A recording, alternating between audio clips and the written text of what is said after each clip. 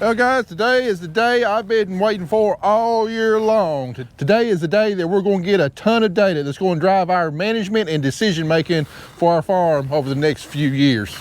Today, we're all about data-driven decisions.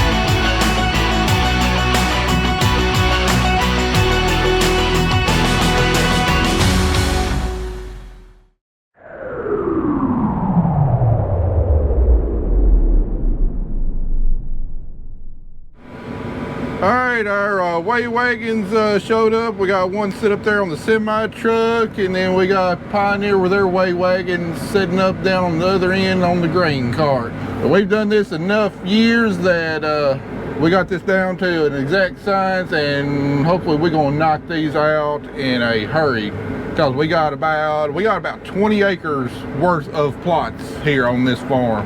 Alright, starting out with the data we're going to get today, we're starting out with our variety plots from University of Tennessee and Pioneer. We got 6-row plots. I forget how many different varieties we got going across the field, but it's going to be over 20. So this is going to be the first step in giving us the data we're going to need to hopefully be successful next year. Taking a look at some of the current varieties we're planting, plus also new varieties, and seeing how they stack up against each other. And with as terrible as this farm is yielding this year, this is my worst farm so far, yielding a little over 100 bushels an acre. What we're really going to learn is the stress tolerance of these varieties, but not really going to bore you with a bunch of details on the variety plots. Y'all seen me do them plenty of times in the past, but we're going to try and go ahead and get all these knocked out, and then we'll get to the plots that I'm pretty sure y'all are going to be interested in.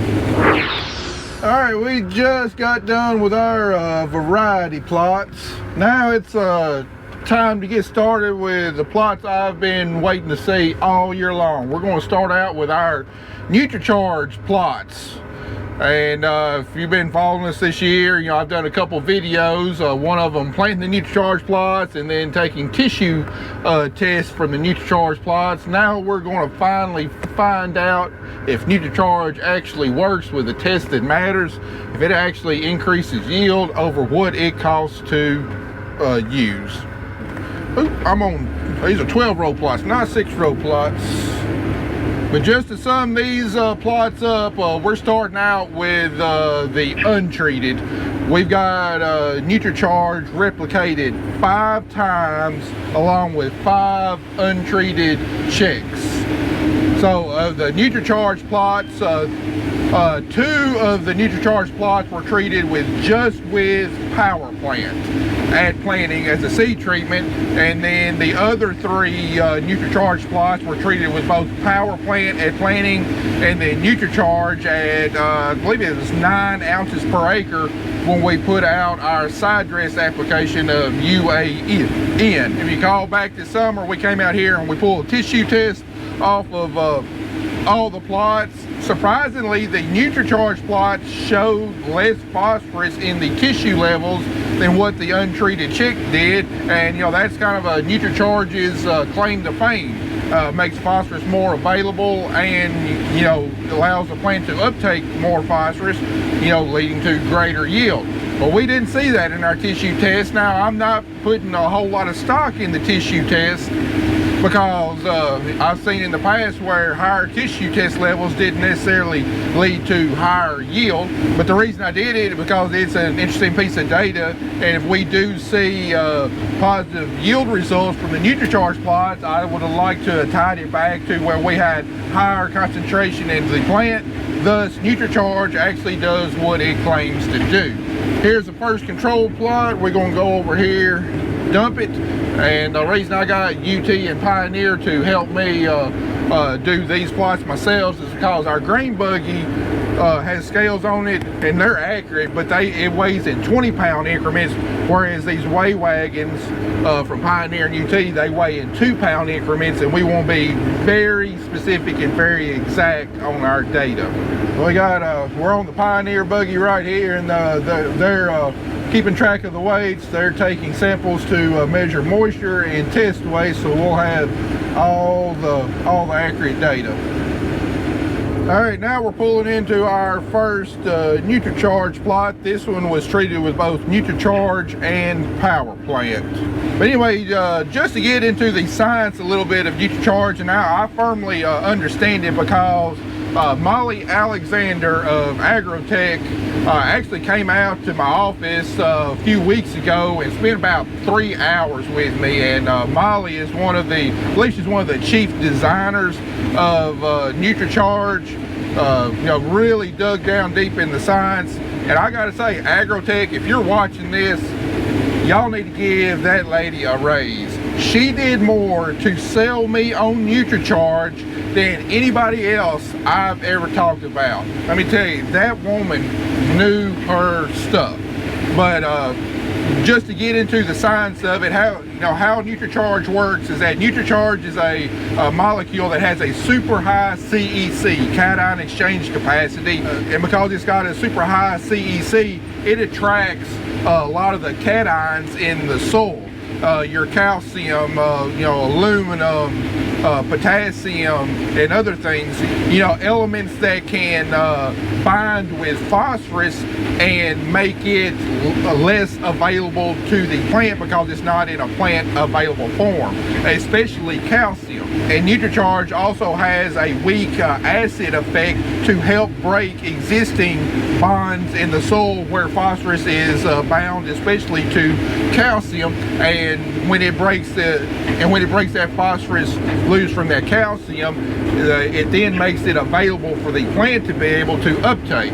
So, in theory, the science is behind Nutricharge. And anyway, this Nutricharge compound, it will last in the soil somewhere around 60 to 70 days. So that's about how long that it's supposed to make phosphorus more available for plant uptake. All right, we're dumping our first Nutricharge plot, Nutricharge and power plant.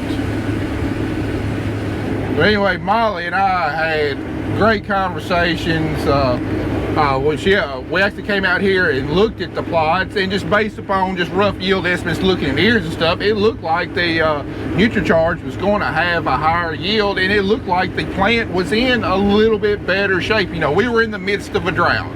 Not gonna lie, yields were definitely hurt, but the Nutricharge plots did have a little bit more green in them and did look a little bit better. The ears looked a little bit better, but all that stuff, it really doesn't mean anything. What's really going to tell the tale does Nutricharge work is going to be the data off the weigh wagons. Now we're on our second control plot now.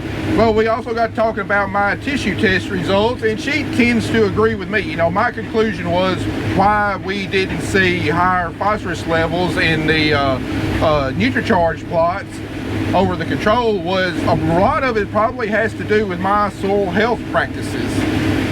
Growing the cover crops and everything. The cover crops, she feels like, there's a chance it's doing Nutricharge's job for it because we've got living roots in our soil pretty much 12 months out of the year. And when you have living roots in the soil, those roots are excreting a weak acid to help break these nutrients away from the bonds that's actually holding in the soil and make them available to the plants. So, we've got cover crops all winter long that's growing and breaking phosphorus away from the soil, taking up that phosphorus, and then when we terminate the cover crops, the residue is decomposing, that phosphorus is being released back into the soil.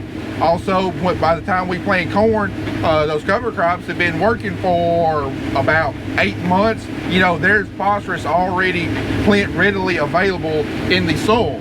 And she thinks that that's a good reason why we really didn't see any kind of positive tissue test results, because the cover crops were already doing the job of the Nutricharge. But for the producers out there that are not practicing soil health, that are not growing high biomass cover crops, you know, that's more of the scenario where, you know, Nutricharge will really come into play to help those producers make more phosphorus available to the plant. All right, dumping our second control plot here. I know I've had several people comment to me, well, the only reason you're doing this because you've seen this product all over social media, and you're just wanting to disprove it. I mean, all you do is preach low input, manage your costs, and everything else. Well, I'll tell you, you know, my goal is not to disprove the product. My goal is to find out if the product actually works, because in this ag economy, we don't have any money to just be throwing around on stuff that doesn't work. You know, my hope with everything we test is that everything that we do is going to show a positive ROI. You know, it's going to help, you know, potentially make us more money in the future. And, you know, that's what my goal is to find out if stuff actually works. And I don't know what the results of this plot's going to be, but, you know, I hope it shows that Nutricharge actually works. But there's going to be a difference between showing that Nutricharge actually works and showing if it gives us a positive return on investment. And I'll be the first to admit, Nutricharge is not a cheap product at all. And that's my chief complaint with a lot of the products we see on the market. A lot of the additives, a lot of the, you know, fertilizer enhancers and all of that kind of stuff, the biologicals. My chief problem with a lot of those products is the price point that those products are offered at. So we should be on our second Nutricharge plot right now. This is the one with strictly power plant.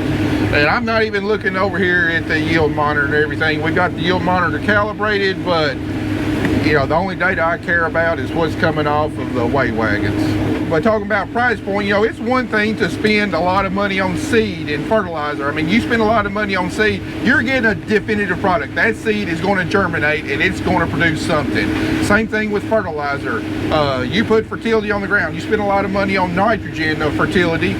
You know, that nitrogen, it's going to be there in the ground to be able to be taken up. You know for sure exactly what you're getting when you spend money on those products. Same way with herbicides and insecticides. You're getting an active ingredient that you can plainly see is killing the weeds or killing the insects or whatnot. But a lot of these, like these biologicals and stuff, these fertilizer and, you know, efficiency stuff, it's not anything that you can visually see is really giving you, you know, a response that it's enhancing yield. And if you do see a visual response, you know, maybe your plant grows a little bit better, it comes out of the ground a little bit quicker, you know, that doesn't always mean that it's going to yield more. So when you're spending big bucks on, you know, biologicals or fertilizer enhancers and stuff, that's where I have a problem with the price point that a lot of these products are offered at. I think that they're overpriced for what you're actually getting. You know, it's not like seed where, you know, you're going to get a return on investment every single year with seed as long as the seed germinates and comes up, or your herbicides, or, you know, or your nitrogen fertilizers. You know, you're going to get results from those products every single year, whereas your biologicals, your fertilizer enhancers, just depending on the environment, you may or may not get a result, you know, every year. And when you're spending, you know, 10, 15, 20, $25 an acre on some of these products, you know, that's a pretty steep price to pay for something that's really not guaranteeing that you're going to see anything out of it in a given year. All right, dumping our second Nutricharge plot here, the one with just power plants. All right, back on our next control plot. Now, getting back to the science, one of the other claims that I've heard online on social media is that Nutricharge can take the place of your nitrogen stabilizer, your urease inhibitor for urea, you know, to make sure that your urea doesn't volatilize and go back into the atmosphere. Now, I'm not going to make any claims to the fact that Nutricharge can do that. It's not on the label, and Agotech doesn't want me making those claims, so I'm not going to do it. But there is some science behind Nutricharge being able to stabilize your nitrogen and preventing your urea from turning into a form that gases off into the atmosphere. And it does that because of the CEC of the Nutricharge molecule. You know, in addition to attracting your calcium ions that bind with your phosphorus, Nutricharge will also attract the hydrogen cations that will bind with the nitrogen and the urea and turn it into a form that gases off into the atmosphere. So rather than using a urease inhibitor like Agotech to you know, kill the microbes that produce the urease that drive the chemical change, you can theoretically use Nutricharge to attract those hydrogen ions to where nitrogen also does not enter that form that gases off into the atmosphere. So I know that sounds complicated and everything, and forgive me if I didn't get all the technical terms correct, because it's been a long time since I've had my college soil chemistry class, and I've kind of forgotten a lot of the terms. But there could potentially be, you know, that added benefit when you're including Nutricharge in with your side dress application. Again, I'm not going to make any claims to it. It's not on the label. Agotech doesn't want me making any claims to nitrogen stabilization, but the science is there for that being a potential side benefit when trying to decide whether to use it or not. Now, if I were to use Nutricharge over all my UAN applications next year, would I leave out the MBPT inhibitor? I don't believe I would. You know, until I see replicated university plots showing that it actually can do that, until it's actually on the label, I just don't think I would risk it, because we saw this year what happened to my nitrogen whenever you know, we were applying it dry in front of the planter and I didn't add that Agotech to it. You know, we definitely saw some nitrogen loss. So not sure if that's something I would really want to risk. All right, I done lost track of what plot we're on, but if we're going that way, this is another Nutricharge plot, and we still got a few more replications to go, but I think I about covered all the science on it. And again, Agotech, if you're watching this, I can't say enough good things about Molly Alexander. She definitely needs a pay raise, because she knows what she's talking about, and she did more for selling me on this product than anybody else you could have sent out there. All right, we're on our last set of plots, Nutricharge and power plant, and yeah, I could definitely tell as we worked our way from this way over here, water became more of an issue. We're in a little bit wetter part of the field, and see, this corn's a little bit more stunted and everything. We definitely lost a little bit more nitrogen on these plots, but we also did the same thing on the control plot right beside it, so the results will still be relevant. But water played a huge factor on this farm this year. Way too much water in the beginning that, you know, hurt the corn. Just couldn't get oxygen down the roots, and then a lack of water late season once this corn had reached tassel, which along with this soil type was just a recipe for not very good yields at all.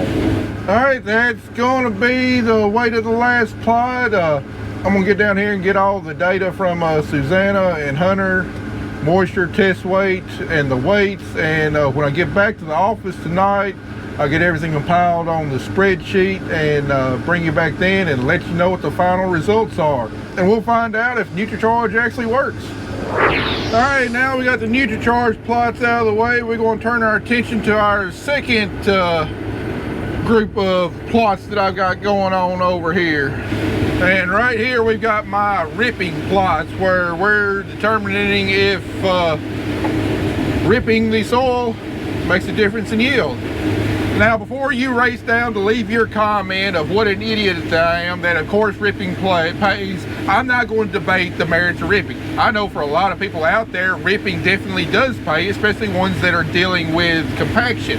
However, what I want to find out is, does ripping pay on my farm with all of our regenerative and soil health practices? You know, we don't do any kind of tillage on our farm, so we're not getting any kind of compaction from tillage. we are running, you know, real heavy implements across our field. You know, our cotton picker weighs over 70,000 pounds. You know, our combine weighs 40,000 pounds without any grain in it. You know, our grain cart hauls, you know, around 50,000 pounds. So, you know, I have no doubt that we do cause some compaction to our soils. However, does all the cover crops that we grow, especially the cereal rye, the annual ryegrass, the brassicas such as your radish and your rapeseed, however, does all of that break up the compaction to where you don't need to rip the ground? Well, that's what we're hoping to find out in this test plot. Does large scale ripping pay for me, or are my cover crops basically doing the same job? So what we got is we got 12 row plots here. We got 12 rows right here. We're on one of our no-till plots. No ripper was run across it. Our next one will be 12 rows of ripping, then 12 rows of no-till, 12 rows of ripping. Anyway, we got it replicated 4 times. So ought to give us a pretty good idea, you know, does large-scale ripping pay? And, you know, if it doesn't pay, there's no sense in me, you know, taking about 1.5 gallons an acre of fuel every year to rip our ground if it's not going to pay us back. Now, if our plots don't show a positive return on investment on ripping, does that mean we're going to sell a ripper? No, because there will be instances I will definitely do some selective ripping, you know, especially in high traffic areas, you know, where we're loading the truck up and everything, because there's absolutely no doubt in my mind we're getting a lot of compaction there that could be remedied by the ripper. But will I spend a lot of time each fall going around and ripping, you know, large scale? No, I won't. It'll definitely free up some time for us that way. So for these plots, we're dealing with a whole lot longer plots, so we're using the scale on our grain buggy. You know, 20-pound increments will definitely be adequate for what we're doing here. And I'm starting a new task on every plot, and we're getting the average moisture off the moisture tester on the combine, which has been calibrated. 5780. All right, this is our first ripping plot, and if there's any year that ripping ought to show up as having paid, it ought to be this year. You know, any kind of compaction in the soil, any kind of hard pan in the soil is just going to exasperate the conditions that we saw this year. We saw extremely wet flooding conditions the first couple months that we had corn planted, you know, not getting any oxygen in the roots, having a hard time getting the water to percolate down through the soil and drain well, especially on this farm with this white type soil. And then later on, you know, just like you flipped a light switch, we went from plumb saturated conditions to extremely dry conditions within the span of a few weeks, you know, shallow root system and everything else. So if ripping would have provided a benefit on any ground in any year, it would have been this farm and this year. You know, just ripping up that ground, getting rid of any compaction, you know, expanding the area that the roots can actually go down and access, get more oxygen down in the soil. If ripping's going to work, it should have worked on this ground this year.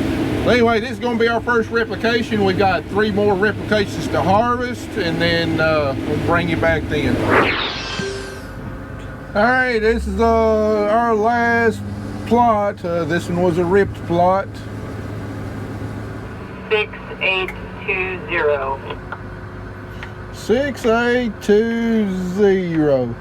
All right, I don't know what the final results are, but I mean, from the weights that I got, I'll just go ahead and say it looks promising in favor of the ripping. So that's not going to be all of our ripping data. I remember I got some ripping plots in on cotton too, but anyway, now that we're done with this, we got about 45 acres of custom harvesting to go do. Whenever we get done tonight and get back to the office, got all my numbers, we'll enter it in my spreadsheets, and I'll bring you back then with what the final results are. So today we finished test plots, and then we came over to our friend's farm, and that is not Matt on the combine. That is our friend John. This is his family farm. Matt is out on the ripper, and let me tell you, it has been very nice. There's no yelling on the radio. There's no, where are you at? I'm full. No, there's none of that. It's just peace and quiet. It's so nice. Oh, look! He wants me to go. Oh, and there's no yelling. Oh, it's glorious. It's wonderful. This is what it's like to work with other people than your spouse. All right, guys, the moment we've been waiting for. I finally got all the data crunched, and we've got test results. First, Nutricharge plots. Nutricharge and power plant did not perform in these plots. We've got an untreated average of 150.5 bushels per acre. The power plant by itself averaged 146.69 bushels per acre, and the power plant plus Nutricharge averaged 147.58 bushels per acre.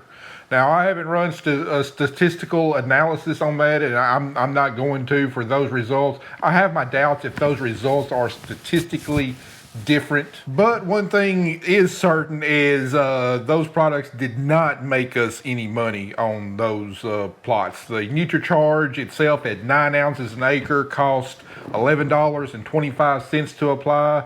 The power plant at around $14 per bag of seed treated, and at our population we were our cost was about $5.50 per acre for the power plant. So I mean, you're looking at a total cost of what, $16.50, $17 per acre total for using those products.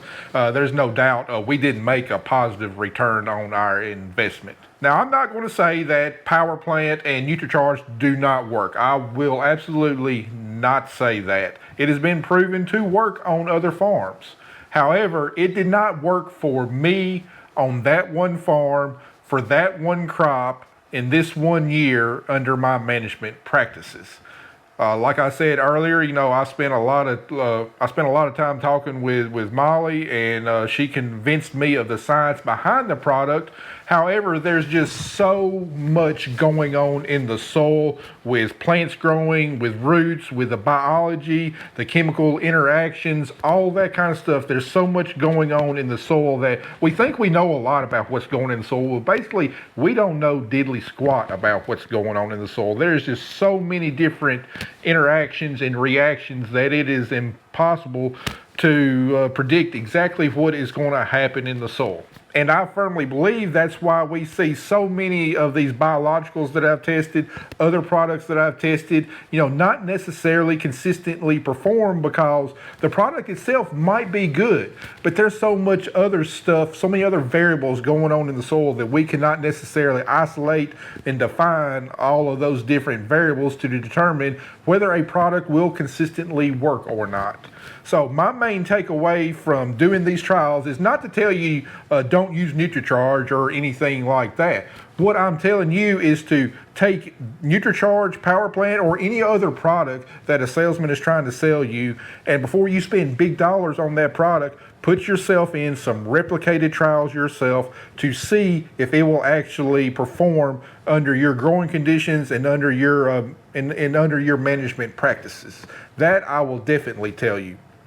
And if something does perform the 1 year or doesn't perform 1 year, don't necessarily say I'm definitely going to use that product or I'm just going to throw that product away. Test it several years in a row, because while Nutricharge didn't work for us this year, the next 2 years that I use it, it might work, and over the course of a period of years might still provide me a positive return on investment. On the flip side, if a product works 1 year but doesn't work the next 2 years, you might have got a positive return on your investment that first year, but over the course of several years, you actually wind up losing money. So test every product and test it multiple years before you absolutely add a product to your portfolio that's definitely going to be part of your program going forward. That's going to be my advice to you. Now, hopefully next year, maybe I can put in another Nutricharge plot. After talking with Molly, she did express interest in maybe trying it on a different crop, a different field, and, doing a lot more extensive in-season testing of that product to see what's actually to see what's actually going on with our crops under our management conditions. Now, whether that actually comes to fruition or not, I don't know. We'll find out next year, but I'm definitely open to the possibility of doing that. Now, in these test plots, you know, Nutricharge at any price point would not have provided a return on investment. Even this product that was given to me free did not provide a positive return on investment. But it really kind of showcases my problem with a lot of these products, not just Nutricharge itself, but you know, a lot of different biological products and fertilizer additives and so on. You know, Pivot Bio is another one. These may be good products and they may be work, but in my opinion, they're priced too dang high. I mean, like I said, we've got $11.25 an acre invested in Nutricharge.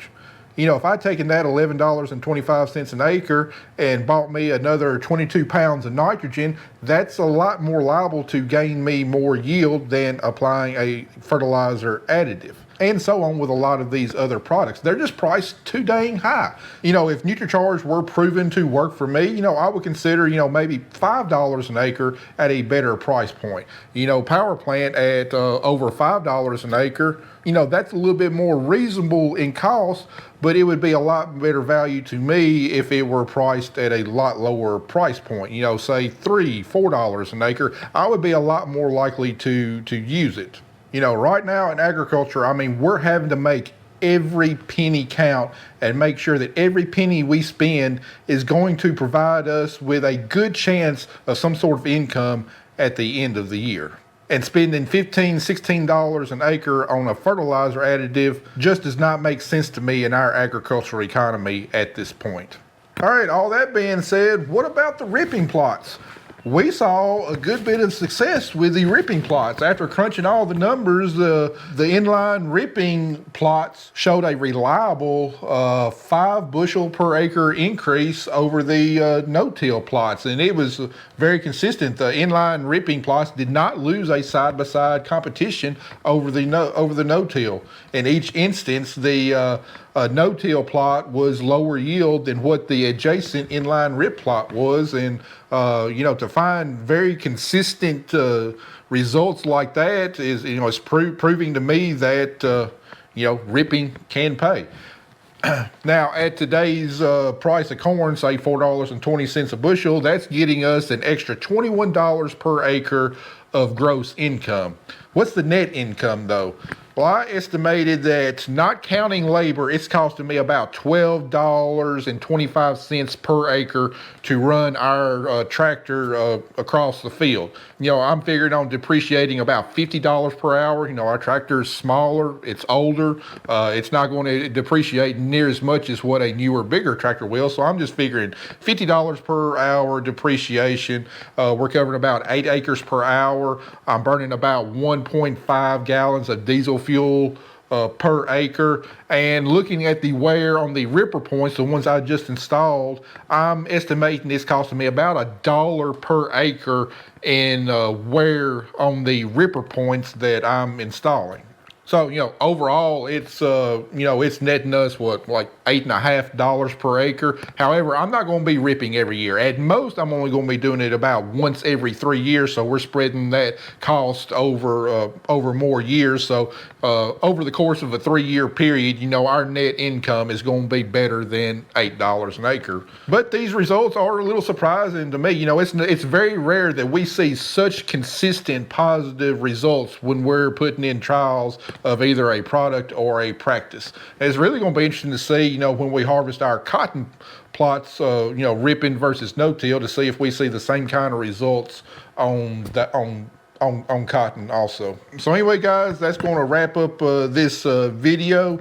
I hope the one thing that you took away from it is to not necessarily discount Nutricharge and Power Plant, or say I'm going to go out and buy a ripper tomorrow and start ripping all of my ground. The main point of this is everything on your farm, test it, make sure it's going to actually give you a positive return on your investment. And before I wrap up this video, I want to throw a plug for our online merch store, www.farmmerchbn. If you want a hat, which this one is old and grody, you need to get me another one, or a shirt, hoodie, tumbler, license plate, sticker, you want any of that kind of stuff, not only will you be helping support us as a farm in a time when we really need support, you also be supporting another local, small, family-run business that actually takes the orders, makes the merchandise, and ships it out. So if you're interested in any of our merchandise, be sure to go to www.farmmerchband.com. So anyway, guys, hope y'all enjoyed this video. Hope you got a lot of valuable information out of it. Appreciate y'all watching. See you on the next one.